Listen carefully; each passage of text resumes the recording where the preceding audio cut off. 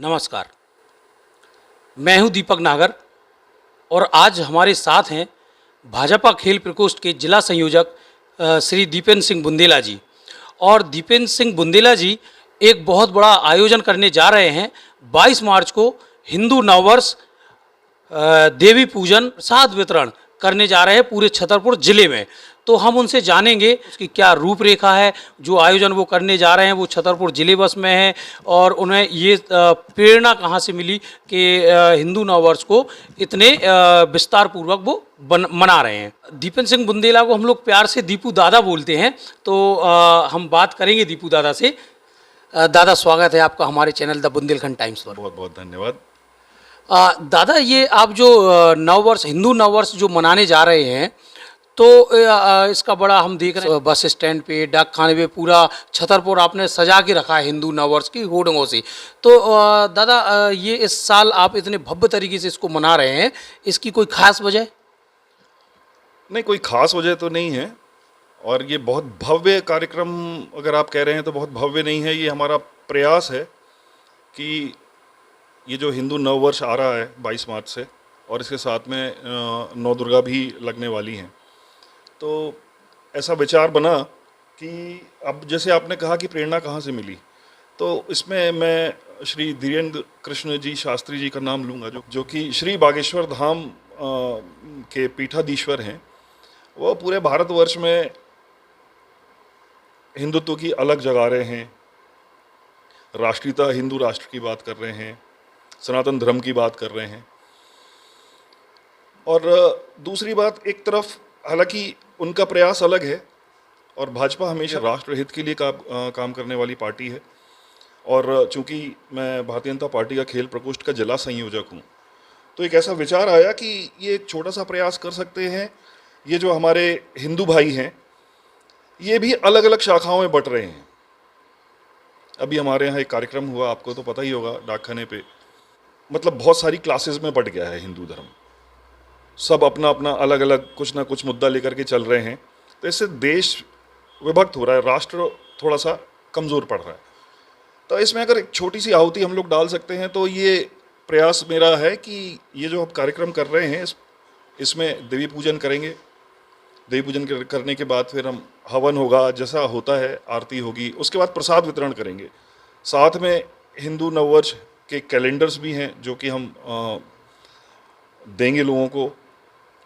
और राष्ट्र को जोड़ने के लिए ये एक मेरा एक छोटा सा प्रयास है जिसकी आप बात कर रहे हैं। दादा, आप जो ये नववर्ष का आयोजन आप कर रहे हैं, तो इसकी जो आपने बोला कि आपको पंडित धीरेन्द्र कृष्ण शास्त्री जी से प्रेरणा मिली है, तो धीरेन्द्र कृष्ण शास्त्री जो एक मुद्दा अभी पूरे हर मंच से वो उठाते हैं कि भारत को हिंदू राष्ट्र घोषित करना चाहिए, उस विषय में आपके क्या विचार हैं? देखिए, हिंदू राष्ट्र घोषित नहीं करना चाहिए। भारत तो हिंदू राष्ट्र है, भारत हिंदू राष्ट्र है। अब वो चूंकि ठीक है, घोषित करना चाहिए, होना भी चाहिए। हमेशा से जो भारत है, ये इसका नाम ही हिंदुस्तान है, तो ये तो घोषित है, लेकिन हिंदू राष्ट्र है तो होना तो चाहिए। चलिए ठीक है, आप मानते हैं कि हिंदू राष्ट्र होना चाहिए और आप हिंदू नववर्ष और देवी पूजन ये बहुत अच्छा कार्यक्रम करने जा रहे हैं, आयोजन करने जा रहे हैं। आपकी दादा एक पृष्ठभूमि है, राजनीतिक पृष्ठभूमि है। आपके चाचा विधायक रहे हैं, स्वर्गीय श्री जितेंद्र सिंह बुंदेला सांसद रहे हैं। तो उनकी जो वो इतनी विशाल, इतनी संपन्न राजनीतिक पृष्ठभूमि छोड़ के गए हैं, तो क्या हम माने कि अब आप जो ये आयोजन कर रहे हैं, तो ये शुरुआत आपकी है क्या राजनीति, उनकी राजनीतिक विरासत को संभालने को लेके? बड़ा सौभाग्यशाली हूँ कि आपने ऐसी बात करी। और माननीय स्वर्गीय श्री जितेंद्र सिंह जी बुंदेला, जिनको प्यार से हम लोग हमेशा से अन्नू चाचा कहते आए हैं, हमारे घर में कभी राजनीति थी ही नहीं। उन्होंने एक कार्यकर्ता के रूप में भारतीय जनता पार्टी से जुड़े और कार्यकर्ता के रूप में काम करके उन्होंने खुद अपना एक अपना स्टैंड बनाया। और पहले कॉलेज अध्यक्ष, उसके बाद फिर पंच, सरपंच, फिर मंडी अध्यक्ष, छतरपुर मंडी अध्यक्ष रहे हैं। फिर उसके बाद फिर विधानसभा का चुनाव लड़े थे, हार गए थे बिजावर से सन 1998 में। उसके बाद फिर वो बने जिलाध्यक्ष। जिलाध्यक्ष के बाद पार्टी ने उनकी मेहनत, उनकी लगन देखते हुए उनको टिकट दिया और वो बिजावर सीट से ही दिया और वो जीत के आए।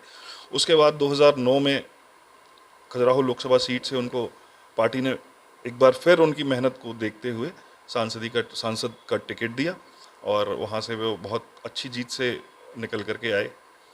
दुर्भाग्य है कि उनकी मतलब बहुत जल्दी उन्होंने साथ छोड़ दिया हम लोगों का। ऐसा कभी कुछ सोचा नहीं था कि ऐसा होगा। अब वो चले गए हैं और आपने जो सवाल किया है कि वो विरासत कौन संभालेगा, तो विरासत संभालने के लिए पहले पार्टी का काम करना पड़ता है, पहले संगठन का काम करना पड़ता है।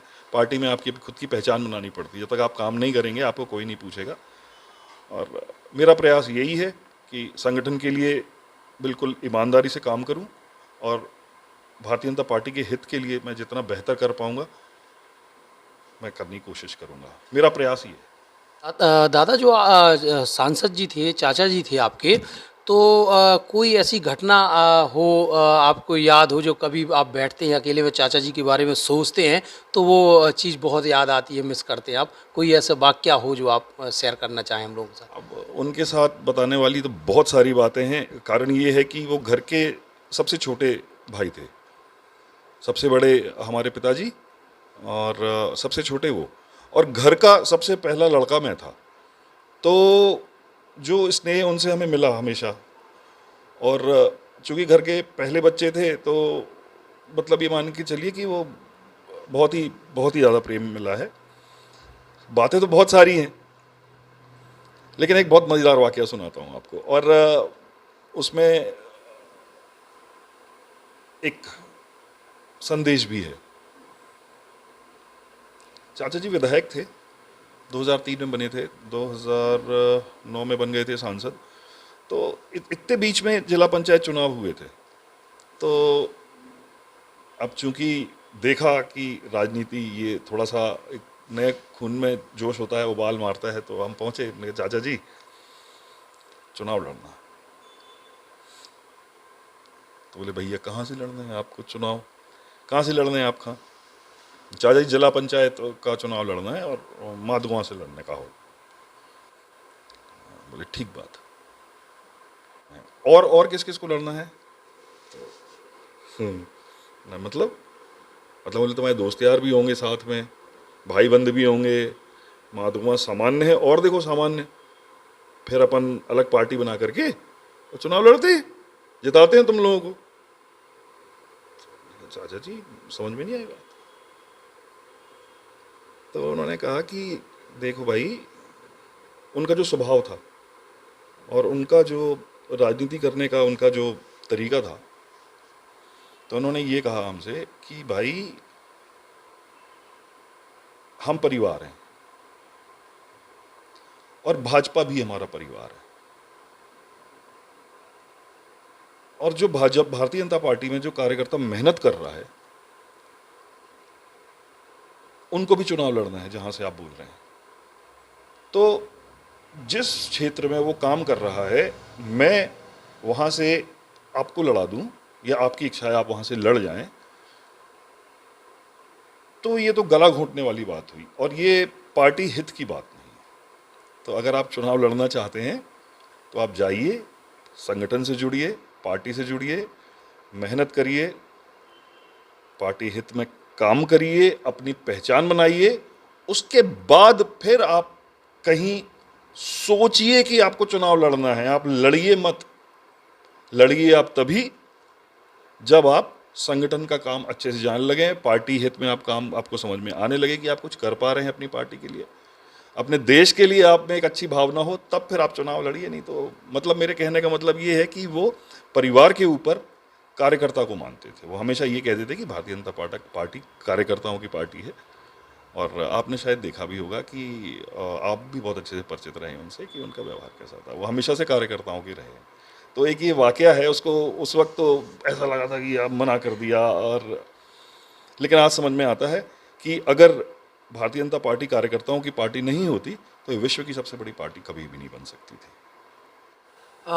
चूँकि दादा आप खेल प्रकोष्ठ के जिला संयोजक हैं, तो कई बार हम देखते हैं कि जो प्रतिभावान खिलाड़ी हैं वो कुछ सुविधाओं के अभाव में उस मुकाम तक नहीं पहुंच पाते हैं।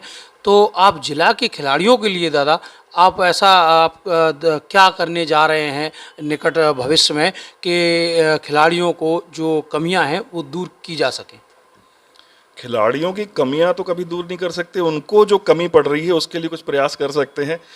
और लगा हूं मैं इस पूरे कार्यक्रम में लगा हूं। मैंने इनकी पूरी जो हमारे जो अभी जो पिछले 2 वर्षों में जो हमारे छतरपुर जिले से शहर से नहीं पूरे जिले से जो भी बच्चे मतलब स्कूलिंग में स्टेट तक खेलने गए हों, जिन्होंने प्रांत खेला हो, प्रांत के ऊपर गए हों, उन सब का डेटा निकलवाया है और उनसे 1-to-1 में बात कर रहा हूं और उनको जो भी ज़रूरत पड़ती है मैं उसमें उनकी पूरी मदद करने की कोशिश करता हूं। दादा एक बात और, जो प्रतिभाएं गांव की जो प्रतिभाएं हैं उन्हें वो सुविधाएं नहीं मिल पाती हैं, उनके अंदर प्रतिभा बहुत होती है, लेकिन वो शहर में आना, शहर का तो ठीक है, शहर के लोग सुविधाएं हैं उनके पास बहुत सारी, लेकिन गांव के जो प्रतिभाएं हैं उनके लिए आपकी पार्टी, आपकी सरकार और आप खुद क्या सोचते हैं और क्या आपका आगे का प्लान है? ये बात तो बहुत पुरानी हो गई, क्योंकि गांव की मतलब ग्रामीण अंचलों की जो प्रतिभाएं पहले नहीं निखर पाती थीं या सामने नहीं आ पाती थीं, तो एक प्रधानमंत्री सड़क योजना आई थी। जिन गांवों में लोग बाग पैदल जाना भी जिनके लिए मुश्किल होता था, वहां आजकल 4 व्हीलर से जा रहे हैं। तो प्रतिभाएं तो अब सामने आ रही हैं। अब आपका ही चैनल है यूट्यूब के थ्रू भी आजकल आप अपना जो भी टैलेंट है आप वो दिखा सकते हैं। तो ये तो ही एक अलग बात जो आपने करी है कि गांव की प्रतिभाओं के साथ क्या हो रहा है, मतलब वो आगे नहीं आ पा रहे हैं, तो ये हो गई उससे एक इतर। दूसरी बात ये है कि पूरा प्रयास करेंगे हम कि गांव की जो प्रतिभाएं हैं जो भी ऊपर नहीं आ पा रही हैं, जो कि लाइमलाइट में नहीं आ पाई हैं, इसी तारतम्य में मैं आपको एक बड़ी अच्छी बात बताने वाला हूं कि हमारे यहाँ पे अपने छतरपुर में, हमारे नहीं अपनी छतरपुर में लगभग 10 साल पहले लेदर टूर्नामेंट हुआ करते थे, वो ख़त्म हो गए। टेनिस बॉल शुरू हो गए। टेनिस बॉल ही खेला जाता है, लेदर बॉल तो मुश्किल ही है कहीं हो रहा हो। एक प्रयास किया था छोटा सा यहाँ छतरपुर के पास सटई रोड पे अगर आप जाएं तो एक गांव पड़ता है बसाटा। बसाटा में एक छोटा सा ग्राउंड है, वहाँ पे हम लोग ने एक लेदर बॉल का टूर्नामेंट कराया था। उसमें खेल प्रकोष्ठ के साथियों ने भी बहुत मदद करी, आपने भी उसमें समय दिया था, भास्कर जी भी थे उसमें, समर बुंदेला जिन्होंने लगभग आयोजन उन्हीं का था। हम लोगों ने पूरी कोशिश करी थी कि वो सफल हो सके। तो एक ये भी एक प्रयास कर चुके हैं हम लोग। अभी चूंकि अब ये खेलों का मौसम नहीं है, अब आ गया है सीज़न एग्ज़ाम्स का, फिर आ जाएगी बरसात, आएगी बरसात में अपन कोशिश करेंगे कि फुटबॉल में कुछ करा सकें, और उसके बाद ठंड आ जाती है तो खेल का सीज़न आ जाता है। निश्चित तौर पे कोशिश करेंगे कि गांव की प्रतिभाओं को अपन निकाल के लाएं। मैं एक छोटा सा प्रयास कर चुका हूं जो आपको बताया है। नवंबर में मध्य प्रदेश में विधानसभा चुनाव हैं। आप जो जिस परिवार से आप आते हैं, आपने बड़ा लंबा सफ़र देखा है राजनीति में। चुनाव भी आपने अपने चाचा जी को लड़ते हुए देखा और आपने उस चुनाव में अहम भूमिका भी निभाई होंगी। तो अब भाजपा यहाँ पिछले जो चुनाव हुए थे 6 सीटें जिला में हैं, सिर्फ 1 सीट भाजपा जीत पाई थी। तो उसकी क्या वजह रही थी और इस बार चुनाव में आपकी पार्टी क्या जनता के सामने क्या मैसेज लेके जाएगी और क्या तैयारी है, और जो ये विधानसभा की छतरपुर में जो 6 सीटें हैं वो कितनी आपको लग रहा है कि भाजपा जीतेगी, और खेल प्रकोष्ठ का इसमें कितना अहम रोल आप देखते हैं? देखिए, पिछले चुनाव की बात तो हम नहीं करना चाहेंगे क्योंकि जो बीत गया सो बात गई, और हमेशा ऐसा ही सोचना चाहिए। हालांकि जो गलतियां हुई थी उनसे सबक लेकर के उनको सुधारने का प्रयास करना चाहिए, और भारतीय जनता पार्टी हमेशा इन सब बातों का ध्यान रखती है और ये सब इन सब बातों को लेकर के ही मेहनत करती है। और बाकी आपका ये सवाल है कि खेल प्रकोष्ठ का क्या काम रहेगा इस वर्ष चुनाव में भारतीय जनता पार्टी के हित के लिए, तो मैं आपसे ये कहना चाहूँगा कि एक मानव शरीर होता है, मानव शरीर में बहुत अंग होते हैं।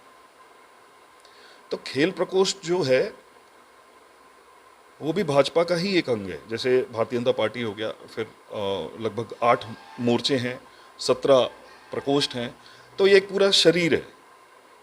और हम सभी मिल करके निश्चित तौर पे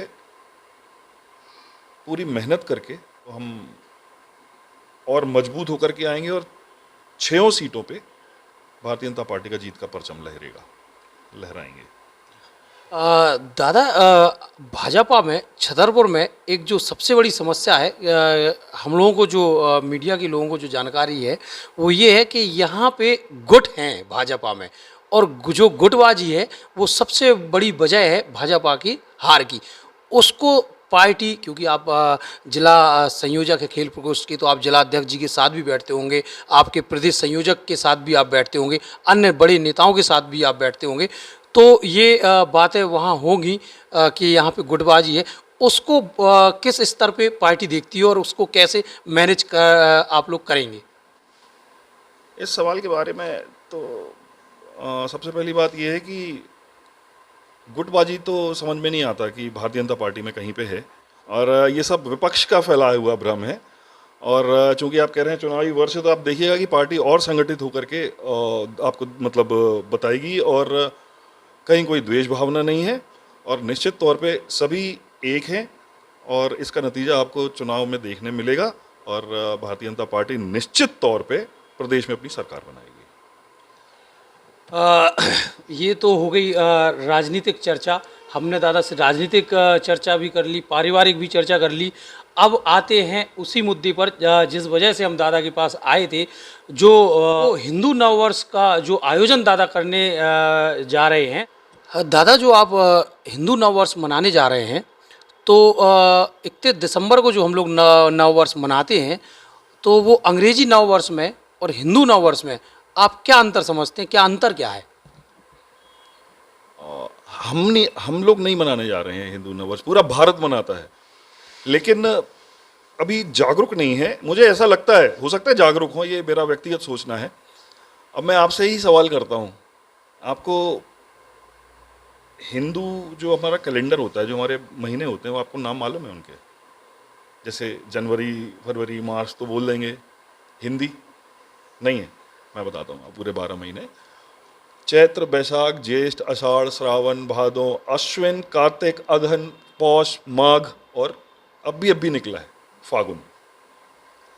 ये तो हम लोग का सोच ये है कि हमारी जो संस्कृति है, इसके बारे में कम से कम हम लोगों को तो जागरूक होना चाहिए। मैं आपसे ही पूछना चाहता हूँ कि 31 दिसंबर जो लगभग पूरा विश्व मनाता है, तो किस खुशी मनाता है? क्या बदलता है? क्या नया होता है? क्या पुराना हो जाता है? पता है आपको? दादा, डेट बदलती है। डेट बदलती है, तो डेट बदलती है, ईयर बदल जाता है। हाँ। ठीक है ना? अभी जो हिंदू नववर्ष होता है, इसमें आप सोच सकते हैं क्या क्या बदलता है। ऋतु बदलती है, फसलें बदलती हैं, और यहां तक कि पेड़ों में पत्ते ही बदल जाते हैं। ये अंतर है। प्रकृति स्वयं बताती है आपको कि वो कुछ परिवर्तन होने वाला है, नया लेके आया है। वो स्वयं आपको बताती है। हमारे साथ हम सिर्फ खुद नहीं मनाते, प्रकृति भी नया वर्ष मनाती है। मेरी ये एक निवेदन है, विनम्र निवेदन है कि 22 मार्च 2023 को विवेकानंद तिराहे, जो कि बिजावर नाके पे है, यहाँ पे 10 बजे से देवी पूजन, उसके पश्चात हवन एवं आरती का कार्यक्रम है। तो कृपया आप यहाँ पे आएँ और संगठित होकर रहें। मैं ये एक निवेदन करना चाहता हूँ, और सिर्फ नगरवासियों से नहीं, पूरे देशवासियों से बोलना चाहता हूँ। अगर मेरी आवाज़ कहीं भी पहुँचे और वो उसको देख करके कुछ करें तो बहुत अच्छा लगेगा। और इसके साथ साथ, इसी बात के साथ, मैं आपको नव वर्ष विक्रम संवत 2080 की बहुत बहुत शुभकामनाएं देना चाहता हूँ। दादा, आपको भी बहुत बहुत बधाई और बहुत बहुत धन्यवाद। आपने हमें अपना कीमती समय दिया। बहुत बहुत धन्यवाद दादा। आपको भी बहुत बहुत धन्यवाद। ये थे हमारे साथ दीपेन सिंह बुंदेला, जिन्हें हम सभी लोग प्यार से दीपू दादा कहते हैं। कैमरामैन भास्कर नागर के साथ मैं दीपक नागर, द बुंदेलखंड टाइम्स, छतरपुर।